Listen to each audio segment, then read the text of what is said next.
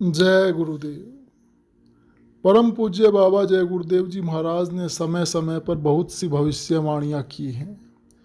यहाँ पर उन्हीं भविष्यवाणियों में से कुछ महत्वपूर्ण भविष्यवाणियों का संकलन किया गया है। प्रस्तुत सभी भविष्यवाणियाँ शाकाहारी सदाचारी बाल संघ एवं अमर संदेश पत्रिका से ली गई हैं और उन्हें ज्यों का त्यों प्रस्तुत किया गया है। जय गुरुदेव। परिवर्तन होगा, इसको कोई रोक नहीं सकता। दिल्ली से राजधानी हटकर 50 मील दूर चली जाएगी और महान आध्यात्मिक शक्तियों द्वारा उसका मुहूर्त होगा। भारत का संविधान हिंदी, फिर दूसरा संविधान संस्कृत में किसी धार्मिक स्थान पर बनेगा। वह संविधान इतना सरल होगा कि किसान भी उसे गीतों के रूप में गाते रहेंगे। नेपाल, तिब्बत, लंका, बर्मा, पाकिस्तान, अरब देश टूटकर भारत में मिल जाएंगे। भारत विश्व का सबसे बड़ा राष्ट्र होगा। एक समय आएगा जब सारे हिंदुस्तान में हिंदी भाषा बोली जाएगी। राष्ट्रभाषा हिंदी और संस्कृत होगी। राष्ट्र संघ अमेरिका से हटकर भारत में चला आएगा। विश्व की सुरक्षा परिषद अमेरिका से भारत चली आएगी। अमेरिका बहुत गरीब देश हो जाएगा। भारत सब देशों का अगुवा बनेगा। भारत में नए विधान का निर्माण होगा। एक झंडा, एक भाषा होगी। भारत में लोग शाकाहारी होंगे एवं मद्यपान रहित होंगे। नेपाल भारी संकट में घिर जाएगा और फिर भारत का अंग बन जाएगा। खुजली की ऐसी बीमारी चलेगी कि लोग बदन खुजाते खुजाते पस्त हो जाएंगे। तिब्बत भारत में मिल जाएगा। अमेरिका के शहर नष्ट हो जाएंगे। अमेरिका और चीन में टक्कर होगी। अमेरिका का भारी नुकसान होगा। चीन नष्ट कर दिया जाएगा। चीन के बचे खुचे लोगों की सहायता भारत करेगा। मुस्लिम राष्ट्रों में भारी कलह होगी। आपस में लड़कर बहुत कम मुसलमान रह जाएंगे। जिधर से सूर्य निकलता है और जिधर डूबता है उस पूरी धरती पर भारत का अखंड राज्य होगा। England, France, America, Lanka, Japan, Malaysia, Singapore और भारतवर्ष में भी लड़ाइयाँ होंगी। सारे विश्व में एक जनसंहारकारी क्रांति होगी जिसमें दुनिया की आबादी घटकर बहुत कम रह जाएगी। सारे विश्व के लोग हिंदू धर्म को मानने को बाध्य होंगे। अमेरिका और इंग्लैंड के नर नारी भारत की गलियों में हरे राम हरे कृष्ण का कीर्तन करते हुए मिलेंगे। पुरुष हिंदुओं की तरह चोटी रखेंगे और स्त्रियां भारत की तरह साड़ियां पहनेंगी। भारत की तरह सभी देशों के लोग शाकाहारी होंगे। एक वक्त भारत में ऐसी घटना घटेगी जिसकी चपेट में सारा विश्व आ जाएगा। बच्चों, जब हाहाकार मचना शुरू होगा तो लोग तड़पते दिखाई देंगे और मरने लगेंगे। उस वक्त तुम मेरे पास आओगे और मैं तुम्हें बचा ही लूँगा। लोग नाक से भोजन करेंगे, अन्न खाने को नहीं मिलेगा। सेठ लोग बोरों में रुपया भरकर देहातों में अन्न खरीदने जाएंगे तो किसान उन्हें अपने औजारों से मार डालेंगे और सारा रुपया छीन लेंगे। भूख के कारण लोगों का दिल दिमाग ठीक नहीं रहेगा। रेल में काम करने वाले कर्मचारियों की भूल से रेल दुर्घटनाएं बहुत होंगी। जनता में त्राही त्राही मच जाएगी। जब गांव में पैदावार ही नहीं होगी तो शहर वाले क्या खाएंगे। भूखी जनता में गदर हो जाएगा और राजा प्रजा लड़ जाएंगे। ऐसी बीमारी फैलेगी कि तुम बम्बई, कलकत्ता, दिल्ली जाओ और वहाँ सब डॉक्टरों के दवा खोजो तो सब के सब ये जवाब देंगे कि ना तो कोई इसकी फैक्ट्री है और ना ही कोई दवा। विनाश की घड़ी में जब एटम बम, रासायनिक बम तथा कीटाणु बमों का प्रयोग घबराहट में होने लगेगा तब भारत का एक फकीर आशा की किरण बनकर सामने खड़ा हो जाएगा और फिर उसके बाद सतयुग आ जाएगा। यह बाबा जो इस मंच पर बैठकर बोलेगा वह सब सत्य होगा, इसमें दो राय नहीं है। यह मेरा न्याय है। कोई भी बात ऐसी नहीं कि जो कि सत्य न हो। सिर्फ समय की प्रतीक्षा करें। आगे आपको ऐसा देखने को मिलेगा कि गाय काटने वालों की बात तो दूर रही, यदि किसी ने बकरी भी काटी तो उसके हाथ और पांव काट लिए जाएंगे। अंडा, मांस, मछली बेचता हुआ जो भी दिखाई पड़ा उसे कड़ी सजा भोगनी पड़ेगी। शराब आदि की दुकानें नजर नहीं आएंगी। सूखा पड़ेगा। पानी न बरसने से बिजली, मशीनें, ट्यूबवेल बंद हो जाएंगे, जनरेटर फेल हो जाएंगे, पेट्रोल डीजल नहीं मिलेगा। अन्न की कमी के कारण करोड़ों मौतें होंगी। अन्न की कमी होगी तो लोग कंकड़ को दांतों से चबाएंगे। भूकंप के ऐसे धक्के लगेंगे कि तुम गेंद की तरह सैकड़ों फीट ऊपर उछाल दिए जाओगे। पेट्रोल की कमी से मोटरें भविष्य में लाइन में सड़कों के किनारे खड़ी दिखाई देंगी। एक दिन जल्द आ रहा है जब पूंजीपति राजाओं की तरह खत्म होंगे और जो धन दुर्व्यवहार से कमाया है वह सब खत्म हो जाएगा। रुपया देने पर भी अन्न नहीं मिलेगा। बीमारी भयंकर रूप से उठेगी। भूचाल आएगा। लड़ाई झगड़े होंगे। एक बड़ा विद्रोह हो जाएगा। पता नहीं कितने आदमी रहेंगे और कितने खत्म हो जाएंगे। यहाँ तक होगा कि बहुत से मुल्क खत्म होंगे जैसे थे ही नहीं।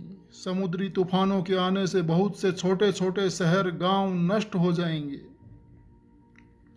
और बहुत से छोटे छोटे नए टापुओं का उदय होगा जिन पर आर्थिक और शक्तिशाली लोगों का अधिकार होगा। समुद्र के किनारे जो ऊंची ऊंची इमारतें खड़ी हैं, इनमें सड़ी हुई मछलियों की गंध आएगी। बंबई में समुद्र के किनारे बना हुआ स्पेस टावर व अन्य ऊंची ऊंची इमारतें गिरकर समुद्र में डूब जाएंगी। वर्षा न होने से पानी की बहुत कमी हो जाएगी। फिर बिजली नहीं बनेगी और मीलों के सारे कारोबार ठप पड़ जाएंगे। लोगों को जब पानी पीने को नहीं मिलेगा तो बंबई को छोड़कर भाग खड़े होंगे। विश्व में बहुत बड़ी हलचल मचेगी।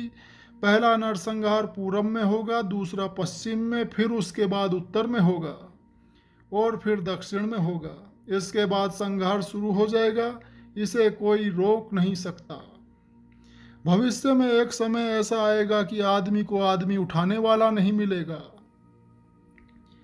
20-20 कोस पर चिराग दिखाई देगा। आगे गाय काटने वालों को 20 साल की सजा मिलेगी और उसके बाद महीने भर में गाय काटना बंद हो जाएगा। भविष्य में भारत के सभी बूचड़खाने बंद कर दिए जाएंगे। भविष्य में कोई मांस मछली बेचता हुआ नजर आएगा, उसे फौरन उसी वक्त दुकान पर ही मजिस्ट्रेट पहुंचकर 10 वर्ष की सजा देगा और साथ ही 5 बेंत सुबह और 5 बेंत शाम को पड़ा करेंगे।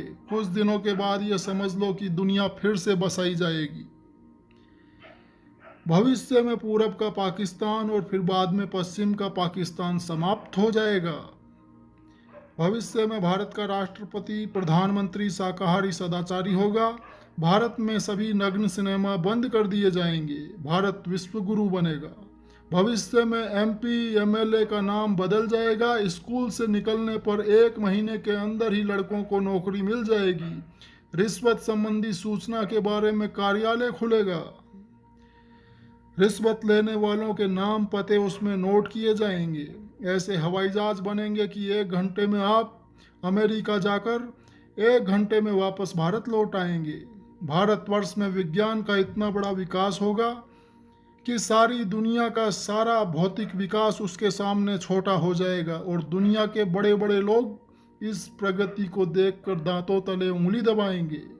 यदि सारे देश मिलकर भी भारत पर आक्रमण करें तो भी भारत को अब कोई जीत नहीं सकता। कलयुग में कलयुग जाएगा, कलयुग में सतयुग आएगा। परिवर्तन होगा, इसको कोई रोक नहीं सकता। चाहे आकाश टूट पड़े या धरती फट जाए, लेकिन परिवर्तन अवश्य होगा। सतयुग जिस दिन जिस घड़ी अपनी सामग्रियों को लेकर प्रादुर्भाव करेगा, उस दिन 1000 गुना भारत में कार्यक्रम होगा। उस समय का दृश्य ऐसा होगा कि विश्व के मुल्कों के लोग उस स्थान पर चले आएंगे उस दृश्य को देखने के लिए। उस सतयुग की स्थापना को सारा विश्व मानेगा। सतयुग स्थापना महायज्ञ की प्रतीक्षा करें। समय से 10 माह पूर्व उसकी घोषणा कर दी जाएगी। यह कार्यक्रम 10 करोड़ की उपस्थिति में होगा। जिस दिन यह कार्यक्रम होगा उसी दिन धरती पर सतयुग उतरेगा। चौथा यज्ञ ऐसे स्थान पर होगा जहाँ कोई तीर्थ स्थान नहीं है और न ही गंगा या यमुना का तट होगा जैसा यहाँ काशी में है। एक छोटी नदी अवश्य होगी जहाँ दूर दूर तक मैदान, वृक्ष व झाड़ियाँ होंगी और 10 करोड़ लोग यज्ञ में शामिल होंगे। उस समय मैं सतयुग के आने की तारीख बताऊंगा। उस समय ऐसा दृश्य होगा कि 10 मील तक आदमी के पीछे आदमी दिखाई देंगे। उस बड़े कार्यक्रम की प्रतीक्षा करो जब एक मैदान में 10 करोड़ लोग इकट्ठा होंगे। ब्रह्मा विष्णु भी होंगे, 33 करोड़ देवी देवता भी होंगे और भगवान शिव भी उपस्थित रहेंगे। उस समय जल, पृथ्वी, अग्नि, वायु, आकाश को प्रसन्न किया जाएगा। जल, पृथ्वी, वायु, अग्नि, आकाश को प्रसन्न करने की सामग्री काशी यज्ञ में इकट्ठी कर ली गई है। भोजन कराने पर जब यह देवता प्रसन्न हो जाएंगे तो अपने अंचल से हीरे जवाहरात निकाल देंगे। फिर भारत की नारियां सिर से पैर तक हीरे जवाहरातों से ढक जाएंगी। जिस तरह शादी विवाह होते हैं उसी तरह धूम मचाता हुआ कलयुग में सतयुग आएगा। सतयुग आने के पहले मानव में एक हिलोर उठेगी जैसे समुद्र में लहर उठती है। लोगों की बुद्धि में, चित्त में, अंतःकरण में, आँख कान में, व्यवहार और हाव भाव में हिलोर उठेगी। लोग अपनी अपनी बुराइयों की माफ़ी मांगेंगे। ऐसा परिवर्तन होगा कि तारीख याद करेगी। सतयुग आएगा। इसका ढिंढोरा सभी लोग जोर शोर से पीट दें। हिमालय पर्वत से एवं भारत भूमि से इतने हीरे जवाहरात निकलेंगे कि भारत की नारियां आभूषणों से लदी रहेंगी। सतयुग आने पर 1 बीघा में 100 मन अनाज होगा। लोगों के पास अनाज रखने की कोई जगह नहीं रहेगी। महापुरुष का जन्म भारतवर्ष के उत्तर प्रदेश के एक छोटे से गांव में हो चुका है और वह व्यक्ति मानव इतिहास का सबसे महत्वपूर्ण व्यक्ति बनेगा। उसे जनता का इतना बड़ा समर्थन प्राप्त होगा कि आज तक किसी को नहीं मिला है। वह महापुरुष नए सिरे से विधान को बनाएगा और वह विश्व के संपूर्ण देशों पर लागू किया जाएगा। उसका एक झंडा होगा, उसकी एक भाषा होगी। वह अवतार जिसकी लोग प्रतीक्षा कर रहे हैं 20 वर्ष का हो चुका है। यदि उसका पता बता दूं तो लोग पीछे पड़ जाएंगे। अभी ऊपर से आदेश बताने का नहीं हो रहा है। मैं समय का इंतजार कर रहा हूं और सभी महात्माओं ने समय का इंतजार किया है। समय आते ही आपको सब कुछ मालूम हो जाएगा। भारत में महान आत्मा का जन्म हो चुका है। अब भारत को कोई भी देश जीत नहीं सकता। महान आत्मा का जन्म भारत में हो चुका है और उसे बराबर परमात्मा के आदेश प्राप्त हो रहे हैं। ऊपर से तमाम शक्तियां उतर कर नीचे आ गई हैं और थोड़े दिनों में ये अपना काम शुरू कर देंगी। महान आत्माएं भारतवर्ष में अवतरित हो चुकी हैं जिनके द्वारा भारतवर्ष में सुधार होगा। उनको जब संत मान्यता दे देंगे तब वो अपना काम करना शुरू कर देंगे। संतों की मान्यता देने पर ही अवतारी शक्तियों की पूजा होती है। जब तक संतों का कार्य समझाने बुझाने का चल रहा है तब तक वे शक्तियां कुछ नहीं कर सकती हैं। वे पूर्ण शाकाहारी और चरित्रवान हैं। बहुत से बच्चे अपनी शिक्षा समाप्त कर चुके हैं और बहुत से अपनी शिक्षा समाप्त करके विद्यालयों से निकलने वाले हैं। कुछ दिनों में वह महान आत्मा इन शक्तियों को संगठित कर लेगी। फिर वे बच्चे क्या करेंगे वह समय बताएगा।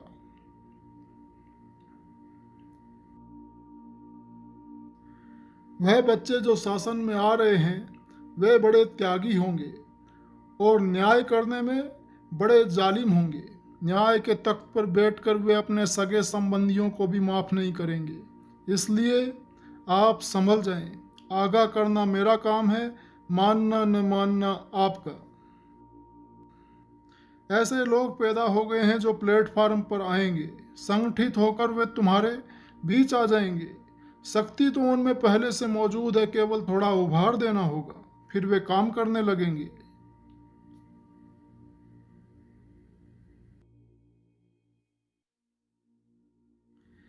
इन बच्चों द्वारा जो संविधान बनाया जाएगा उसको मानने के लिए सभी लोग बाध्य होंगे। हर हिंदू, मुसलमान, हरिजन, ब्राह्मण, क्षत्रिय सभी को उसका पालन करना होगा।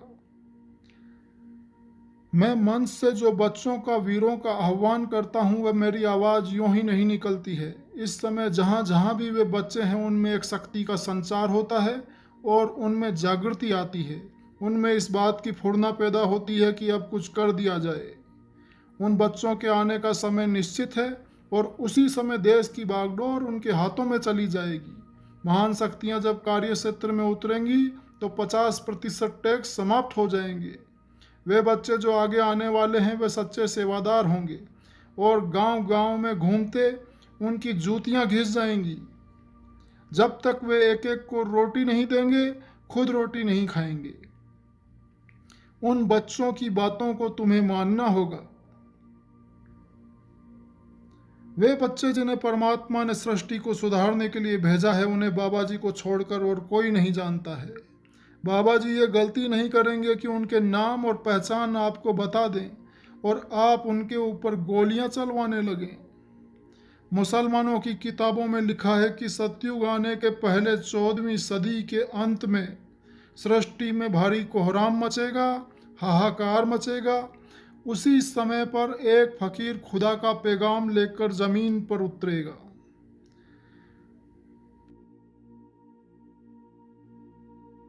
14वीं सदी के अंत में भारत में एक फकीर पैदा होगा। उसके कपड़े क्या होंगे यह धर्म पुस्तकों में आप देखें। उनमें लिखा हुआ है कि वह फकीर हिंदू जाति में पैदा होगा, लेकिन हिंदू, मुसलमान, ईसाई सबको एक निगाह से देखेगा, सबसे मोहब्बत और प्यार करेगा। जय गुरुदेव।